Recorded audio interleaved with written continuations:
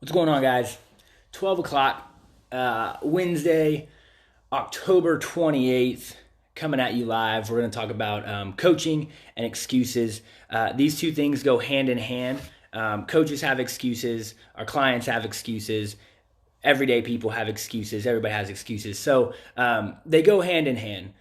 First, I'm going to talk about coaches and what kind of coach I am most specifically, just because I know when I make Facebook posts, I might trigger some people to be responsive in a negative way, and that's not my intentions. I know it's kind of funny to read. I know it's kind of funny to watch. I know a lot of you guys sit back and read the comments and stuff like that, but that's actually not what I want.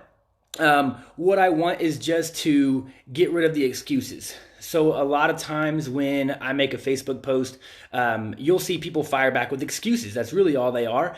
They consider themselves to be a certain type of condition, or they have a medical condition, or they have an issue, and that's just who they are.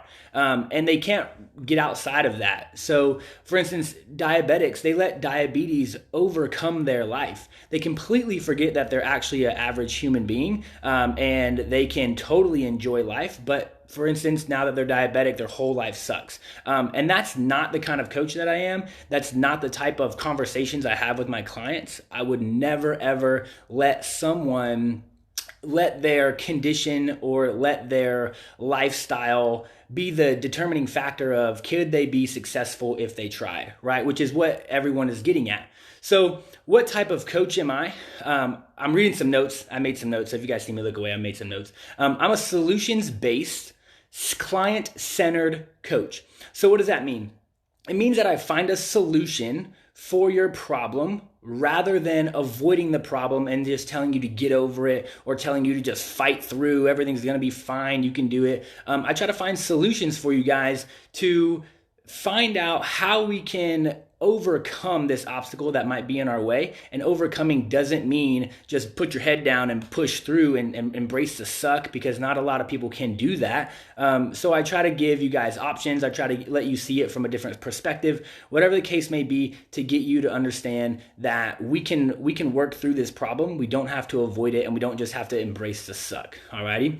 I learn from my clients about what they can and can't tolerate. So a lot of people can't tolerate a certain level of activity. A lot of people can't tolerate a certain amount or a certain type of food. And there's nothing that I could do that is going to force you to do things my way. My way, my way, my way, my way. When I was younger, I used to be that way. When I was younger, it used to be my way or the highway. I used to just tell people to stop complaining. It was the military in me, but it didn't get me very far. And what I've learned now is that the more that I can learn about my clients, the more conversations and the more communication that we can have, the better I can help solve those problems, and the better that we can find a long-term solution for you. Alrighty. I teach when appropriate, but I actually don't teach that much. The science behind exercise and nutrition is forever changing. It is forever difficult. Most coaches and most doctors don't even understand it.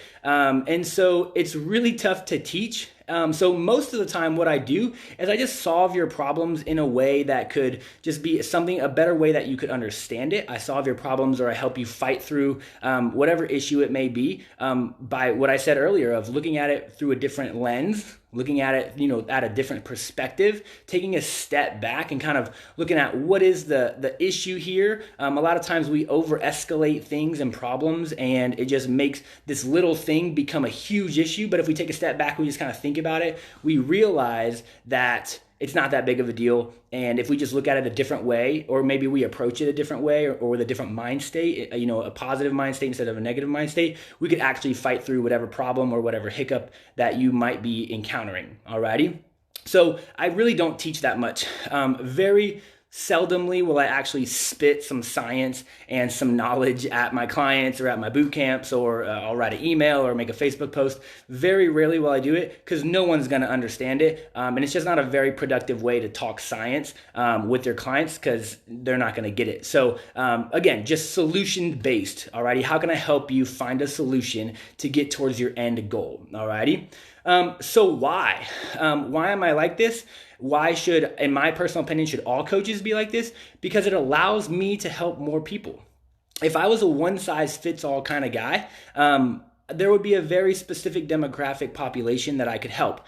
Maybe it was only people who wanted to lose weight. Maybe it was only people who were exercising. Maybe it was only people who could do a high intensity training. And so the more you do this one size fits all approach, the smaller your window of opportunity comes in terms of how many people can I help. So it allows me to help more people. Everybody is different. Everybody has a different body. Everybody has a different starting point. Everybody has different goals. Everybody has different tolerances. And so being a solutions-based, client-centered coach allows me to do all of these things in terms of who can I help, how can I help them, what could I do to keep you on the right path. Once you hit your goal, what do we do next? If we didn't hit our goal, how can we take a step back, reanalyze our situation, redo our meal plans or exercise routines, and get you to your goal? Alrighty. So you just can't sell one generic product, whatever that product is. Yesterday I made a Facebook post about booty popping or big chest Mike or whatever it is, big chest David. How could I do that when so many people have so many different things going on? Could it make me a quick buck? Absolutely. But that's not why I'm here. And so I made another post the other day and said a lot of people are confusing their income with their passion. Alrighty, my passion is to help people. My passion is not to make more money. And that's a huge difference between a lot of coaches that are out there right now. Alrighty, a lot of people are confusing the amount of money they can make with this is what they really love to do. And you will very easily notice the difference because before getting to know you, before asking you any questions, they're going to push a product on you. And that is not the way that I do things. I've turned many people away from Take Charge because they just don't need me. They needed a little tip, a little piece of advice, and I send them on their way because this is my passion. My passion is to help people. My passion is not to become a millionaire. Alrighty. And so I want to help as many people as possible. I don't want any limitations. So as a trainer, whether you have bad knees, bad back, maybe you need a specific diet plan for you. Maybe you need a specific recommendation because you can't do a squat or you can't do a sit-up. How could I sell a booty building program and where squats and lunges are on it, but like 40% of the population has back pain? So how could I do that? I'm missing that 40% of the population that has back pain. I'm missing another huge percentage of people who have knee pain. I'm missing another huge percent of the people who don't care about the size of their butt. So again, could I make a quick buck selling a booty building program? Absolutely. Is it really limiting the amount of people that I could help? Absolutely as well. Alrighty. And a lot of people, they say, well, you don't have the education to do what you're doing. But in reality, I don't have to be a physical therapist to teach you how to do something differently. If you can't squat, I don't have to be a physical therapist to teach you how to do a lunge, or I don't have to be a physical therapist to teach you how to hip bridge, alrighty? And the same thing goes for nutrition. I don't have to be a registered dietitian just because you need to learn and have a better relationship with food. I don't need to be a registered dietitian to teach you how to manage your carbs. I don't need to be a registered dietitian to teach you that, hey, going on an all-fat diet could be bad for you. Google high-fat diets, and the first thing that pops up is high cholesterol. So it's just common sense. Again, it's a solution-based oriented. I'm not spitting any science at you. I'm not telling you why it's bad for you. I'm just saying, hey, you could get high cholesterol. And so again, a lot of people say, well, you're outside of your scope of practice. And in reality, I'm not. I'm giving recommendations, not prescriptions. So that's another big thing with exercise and with nutrition is it's not prescriptions. I'm not prescribing you an exercise plan. I'm not prescribing you a nutrition plan or a meal plan. I'm giving you recommendations. I'm saying, hey, I need you to have 6 ounces of a lean protein. I need you to have 1 cup of carbs. I need you to have 1 cup of vegetables at every meal. I'm not prescribing you that. I'm saying if you want to get to your goal, here's a recommended amount of food that you should have. If you want to get stronger legs, here's some recommended exercises that you should do to help get stronger legs. Alrighty, so it's not prescriptions. And again, it comes into this whole, what do you need? what can you do? What can you tolerate? And how can I work through it with you? Because you're going to have a hiccup. No one's ever followed a plan and not had at least one hiccup. No one's ever followed a plan and not fallen off. No one is perfect. And I made a post or I made a video the other day about perfection being one of the number one things that kicks us off of our goal, right? And so we try to be perfect, and it's just not realistic. Alrighty. So tying all of that in to excuses, we're wrapping up here. And so as a coach who communicates a lot one-on-one with people, there are a million excuses I've heard. I think I've heard every single excuse. And as we start to work through these excuses together, I realize it's just for a couple reasons. One, excuses are really easy. It's very easy to say, it's not my fault, it's that thing's fault or that person's fault. It's really easy to feel less guilty about that, so you don't feel so bad about yourself, and it gives you less accountability. So if I could blame something else, it totally takes the weight off of my shoulders, which is in reality is the complete opposite of what we want to do. All right, we want to own our mistakes. We want to own when times get tough and we've fallen off track. We want to own that, because if we don't own that, we will never succeed at anything that we do. Maybe a meal plan or this exercise routine isn't for you.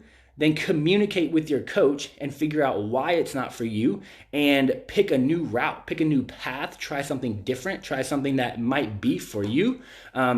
It's getting cold here in Texas. It's like 40 degrees, I think, with 30-mile-an-hour wind. And so a lot of people are going to start pointing the finger at weather. It's too cold, so I can't work out. It's too cold, so I have to drink my hot chocolate every night or every morning, and I have to have hot tea with a bunch of sugar, and I have to have my coffee with a bunch of creamer. And that's the reason why I'm gaining weight. It's just an excuse. The weather isn't making you do that. You are choosing to do that. And a lot of people could blame their busy schedule, but at the end of the day, no one is busy at 5 a.m. And that's when trainers make the most. And that's when trainers have the biggest classes is at 5 a.m. because your work isn't starting at 5 a.m. So get your butt out of bed and go work out. So don't use your schedule as an excuse. Alrighty. And so just try, right? So a lot of people will tell me, oh, I can't work out at 5 a.m., but they've never tried. So they don't know what it's like, and it's not going to be great on your first day, but you could still try, alrighty? So reach out to your coach to find a solution. Don't reach out to your coach and just cancel and tell them, oh, it's not working, and so I'm done, or this sucks, or I'm going to go try something different. Because in reality, it doesn't matter if you go to Planet Fitness, it doesn't matter if you go to Lifetime, it doesn't matter if you go to Gold's Gym or Camp Gladiator. If you're not having success at one of these fitness companies, it's very rarely the fitness company's fault, all right? There's always an exception, so I'm not going to say always, but I'm going to say it's very rarely the fitness company's fault. Normally what happens is we stop going or we don't ask for help, which leads me to my next thing is everybody needs help. I don't know why the average Joe thinks that people don't need help when the most elite athletes, the most elite people in the world, the most millionaire, billionaire people, they have a team of help helping them do anything and everything. So if you consider yourself an athlete, if you consider yourself a business person, whatever the case may be, you cannot do it alone. Alrighty, so get help. So in the athlete world, they have nutrition coaches, they have a strength coach, they have a massage coach, they have a team coach, they have a stretching coach, they have an offensive coordinator, a defensive coordinator. They have a coach for literally every aspect of their job or of their life to get them through the day. They have psychologists. Sports psychology is one of the most booming businesses out there, especially during these times of coronavirus and quarantine where they couldn't play sports. You know how many athletes got depressed because they couldn't do their job? So you know when an athlete gets injured and they can't go do their job or their fear of losing their job, sports psychology is huge. So if you think that you don't need a coach, if you think that you don't need help, then it's just you're in the wrong state of mind. So don't feel like getting help and accountability is going to make you look weaker. A lot of people say, I don't need a personal trainer. I know what I'm doing. Well, if you know what you're doing, then why aren't you at your goal? Whatever your goal may or may not be. I don't need a nutrition coach. I know how to count my macros. If you know how to count your macros, then why aren't you at your goal? Why aren't you your 4% body fat or your 10%, 15% body fat for females, whatever your goal may be. Why haven't you lost your 20 pounds, right? So just because you know how to do something doesn't mean that you don't need help, right? Everybody knows how to use their cell phone. I'm pretty sure someone could show you something new about your cell phone that you didn't know that it did. Alrighty? So at the end of the day, find yourself a coach that is solutions-based, not a one-size-fits-all approach, not a do it my way or the highway, who is also client-centered, who's going to put your lifestyle, your needs, your likes and dislikes first rather than their own agenda and rather than their own paycheck. It's very easy to notice if you just have a conversation with them and figure out what it is they're trying to push on you. Are they trying to help you, or are they trying to get you to buy a product right out the gate? And is that product going to be right for you, whether it's personal training, whether it's Camp Gladiator, whether it's a meal plan, whether it's a product, a pill, powder, whatever the case may be? Is it really what you need? Or could we have some accountability? Could we have a little bit less excuses? And could we probably do it on ourselves with a little bit of help, a little bit of guidance, which is where coaches come into place, okay? More education doesn't mean that they're a better coach, which is a very big misconception. I remember when I first became a personal trainer at Gold's Gym, all of my clients would always ask me, what education do you have? And I have a lot more than most. And so it never really went the wrong way, but I would always wonder why. Like, just because I have a bunch of education doesn't mean I'm going to treat you better or treat you worse. It doesn't mean that I'm a better coach for you or a worse coach for you. It just means that I have some education in the back of my brain and I'm kind of nerdy. It has nothing to do with our relationship, and it has nothing to do with your progress, because I could spit all the science at you. I could give you the best meal plan, the best workout plan, but if you don't do it, if you don't follow it, then it makes no difference how good of the plan it was that I gave you.